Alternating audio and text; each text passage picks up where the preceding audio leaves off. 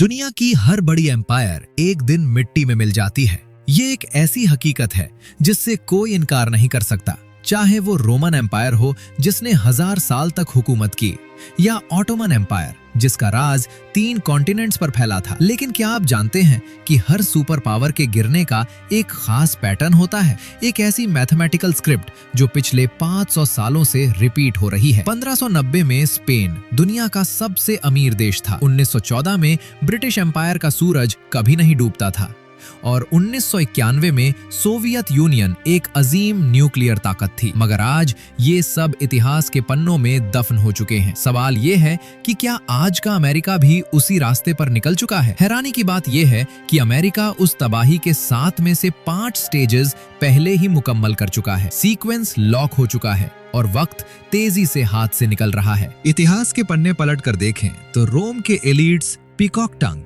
और महंगी शराबों का जश्न मनाते थे, जबकि आम शहरी छोटी सी कोठरी और मुफ्त की रोटी पर गुजारा करता था। आज अमेरिका में भी हालात कुछ अलग नहीं है। एक तरफ एलन मस्क और जेफ बेजोस जैसे अरबपति स्पेस की सैर कर रहे हैं, तो दूसरी तरफ एक आम अमेरिकन अपनी ग्रोसरी और मेडिकल बिलों के लिए कर्ज लेने पर मजबूर है। मिडिल क्लास, जो कभी अमेरिकन ड्रीम की पहचान थी, अब तेजी से खत्म हो रही है। जब अमीर और गरीब का ये फासला हद से बढ़ जाता है तो समझ लीजिए कि एम्पायर की बुनियादें खोखली हो चुकी हैं। रोम की तरह आज का अमेरिका भी बाहर से नहीं बल्कि अंदर से टूट रहा है। किसी भी सुपर पावर का खात्मा किसी जंग से नहीं बल्कि अंदरूनी आर्थिक थकावट से शुरू होता है।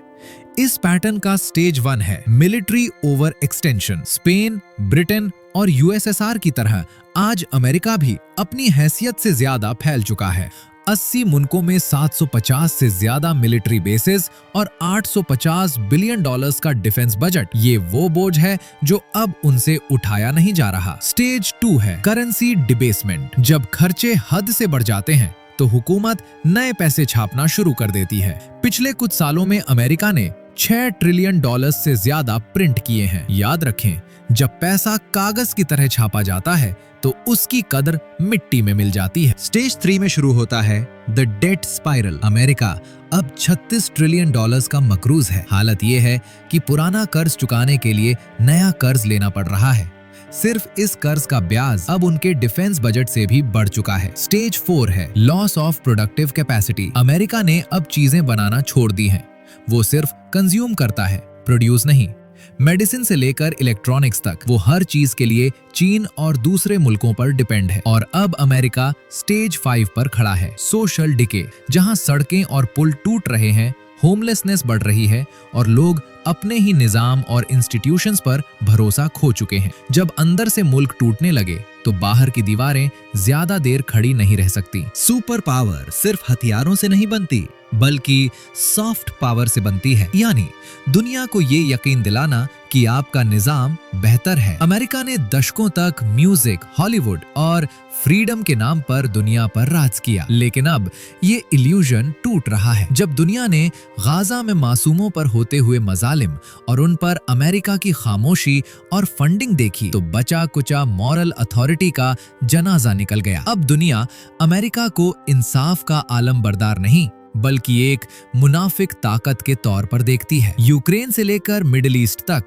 लगातार जंगे और नाकामियां ये साबित कर रही हैं कि अमेरिका अब दुनिया का रास्ता तय नहीं कर सकता। जब लोग आपकी बातों पर यकीन करना छोड़ दें तो समझ लीजिए कि हार्ड पावर यानी मिलिट्री भी आपको ज्यादा देर तक बचा नहीं सकेगी। मॉरल हिपोक्रेसी ने इस एम्पायर की बुनियादों को इर्रिवर्सिबल नुकसान पहुंचाया है। जब किसी एम्पायर का सॉफ्ट पावर और अखलाकी बर्तरी खत्म होती है तो अगला निशाना उसकी करेंसी बनती है। आज हम स्टेज 6 में दाखिल हो चुके हैं, loss of reserve currency status. पिछले 80 सालों से दुनिया भर का व्यापारिक निजाम डॉलर के इर्द गिर्द घूम रहा था, लेकिन अब ये जंजीरें टूट रही हैं। दुनिया भर के सेंट्रल बैंक्स ने अब खौफ के मारे डॉलर के बजाय गोल्ड जमा करना शुरू कर दिया है, क्योंकि उन्होंने देख लिया है कि अमेरिका जब चाहे किसी भी देश के डॉलर एसेट्स फ्रीज कर सकता है। इस खौफ ने ब्रिक्स जैसे असरदार अलायंस को जन्म दिया, जिनमें चीन,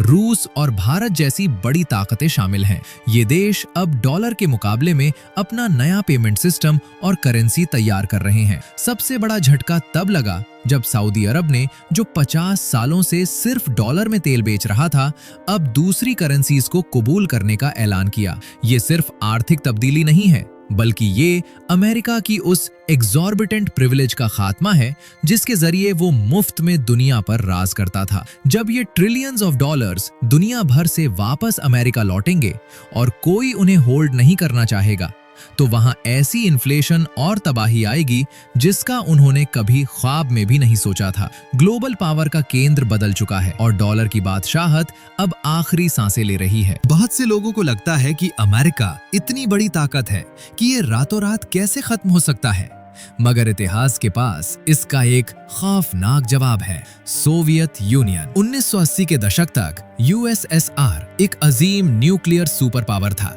जिसके पास दुनिया की सबसे बड़ी फौज और हजारों मिसाइलें थीं, मगर उसकी बुनियादें खोखली हो चुकी थी। स्टेज 1 से लेकर स्टेज 5 तक का वही पैटर्न वहां भी चल रहा था। फौजी अखराजात जीडीपी का 20% खा रहे थे और इकोनॉमी जम हो चुकी थी। नतीजा ये निकला कि 1991 में बगैर किसी बड़ी जंग के सिर्फ 900 दिनों के अंदर दुनिया का सबसे बड़ा देश नक्शे से गायब हो गया। जब पैसा खत्म होता है तो ना मिलिट्री साथ देती है और ना ही निजाम चलता है। आज अमेरिका भी उसी पॉइंट पर है। उनके पास वेपन्स तो मॉडर्न है, मगर उन्हें चलाने वाली इकोनॉमी दलदल में फंसी हुई है। सोवियत यूनियन का कोलैप्स उन सब के लिए एक सबक है, जो समझते हैं कि हम बहुत बड़े हैं, हम नहीं गिर सकते। जब गिरावट आती है तो वो इतनी तेजी से आती है कि संभालने का मौका तक नहीं मिलता। तो क्या इसका मतलब ये है कि अमेरिका कल खत्म हो जाएगा? शायद नहीं, लेकिन इतिहास का पहिया घूम चुका है। हर एम्पायर को लगता है कि वो एक्सेप्शनल है, कि उन पर ये रूल्स अप्लाई नहीं होते। स्पेन को भी यही लगता था और ब्रिटेन को भी, मगर मैथ और हिस्ट्री जज्बात पर नहीं, हकीकतों पर चलती हैं। आप अपनी हैसियत से ज्यादा खर्च करके हमेशा सुपर पावर नहीं रह सकते। आप दुनिया भर में ना इंसाफी करके अपनी सॉफ्ट पावर बरकरार नहीं रख सकते। सीक्वेंस लॉक हो चुका है। अब सवाल ये नहीं कि क्या ऐसा होगा, बल्कि सवाल ये है कि कब होगा। जब ये कोलैप्स आएगा तो ये किसी स्लो मोशन फिल्म की तरह नहीं, बल्कि एक धमाके की तरह होगा। क्या हम इस नई दुनिया के लिए तैयार हैं? क्योंकि पुरानी दुनिया का सूरज अब डूब रहा है।